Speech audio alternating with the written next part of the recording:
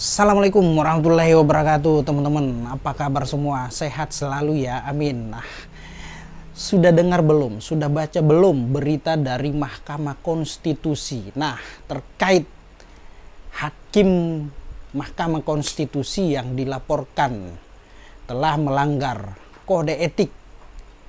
Ya, nah jadi Majelis Kehormatan Mahkamah Konstitusi atau MKMK telah membacakan keputusan pada sidang terbuka terhadap pengaduan laporan 9 hakim Mahkamah Konstitusi yang diduga telah melanggar kode etik. Nah, dalam keputusan MKMK di sana telah menyatakan bahwa ke-9 hakim Mahkamah Konstitusi dinyatakan terbukti telah melanggar kode etik dan paling fatalnya yaitu Ketua Mahkamah Konstitusi yaitu Anwar Usman telah melanggar kode etik dan dicopot dari posisinya sebagai Ketua Mahkamah Konstitusi. Wow, gila ya teman-teman ya.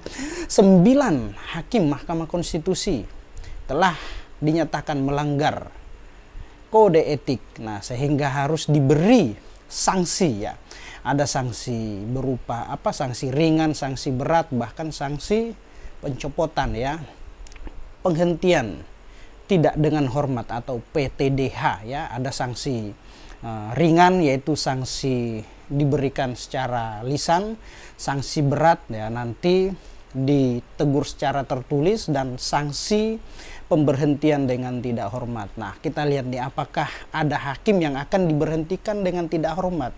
Nah, oke. Nah, mengenai putusan MKMK, apakah dengan dinyatakan 9 hakim ini telah terbukti bersalah melakukan kode etik, nah, serta-merta menggugurkan putusan Mahkamah Konstitusi terkait batas usia calon presiden dan wakil presiden. Nah, sepengetahuan saya terkait putusan Mahkamah Konstitusi itu sifatnya final dan mengikat, final and binding ya, sifatnya mengikat dan tidak ada lagi upaya hukum yang dapat ditempuh setelah putusan itu diucapkan. Artinya putusan setelah diucapkan maka itu akan berlaku ya, berlaku untuk seluruh masyarakat di Indonesia. Nah, maka terhadap putusan tersebut tidak dapat dilakukan upaya hukum lain, baik itu upaya banding, upaya kasasi maupun peninjauan kembali ya.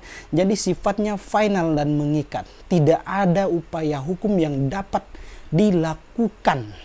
Ya. Oke, itu ya terkait putusan Mahkamah Konstitusi. Nah, balik lagi terhadap persoalan tadi, putusan MKMK tersebut ya tidak bisa membatalkan putusan Mahkamah Konstitusi terkait putusan-putusan yang seperti contoh misalkan batas usia capres dan cawapres ataupun putusan-putusan lain ya. Jadi MKMK hanya sifatnya masuk pada persoalan etik, menjaga harkat martabat Mahkamah Konstitusi ya. Terkait putusan itu tidak bisa diuji atau tidak bisa dibatalkan terhadap hasil daripada keputusan MKMK. Jadi terkait etik dengan putusan Mahkamah Konstitusi dua persoalan berbeda ya. MKMK dia hanya mengadili persoalan-persoalan yang sifatnya melanggar kode etik ya, menjaga harkat martabat marwah Mahkamah Konstitusi. Terkait putusan ya tidak bisa diganggu gugat ataupun tidak bisa dibatalkan. Nah, itu ya teman-teman ya. Nah, berikut bisa lihat video daripada Profesor Jimli As-Sidiki pada saat membacakan putusan terhadap 9 hakim Mahkamah Konstitusi yang dinyatakan bersalah melanggar kode etik. Nah, silakan tonton videonya teman-teman. Oke, maju terus. Memutuskan, menyatakan hakim terlapor terbukti melakukan pelanggaran berat terhadap kode etik dan perilaku hakim konstitusi sebagaimana tertuang dalam Sabta Karsa Utama, prinsip ketidakberpihakan, prinsip integritas, prinsip kecakapan dan kesetaraan, prinsip independensi, dan prinsip kepantasan dan kesopanan. 2. Menjatuhkan sanksi pemberhentian dari jabatan Ketua Mahkamah Konstitusi kepada hakim terlapor.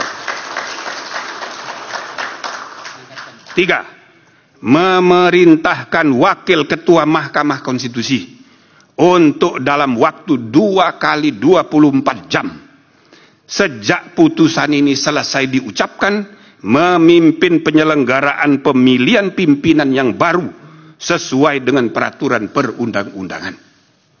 4. Hakim terlapor tidak berhak untuk mencalonkan diri atau dicalonkan sebagai pimpinan Mahkamah Konstitusi sampai masa jabatan hakim terlapor sebagai hakim konstitusi berakhir.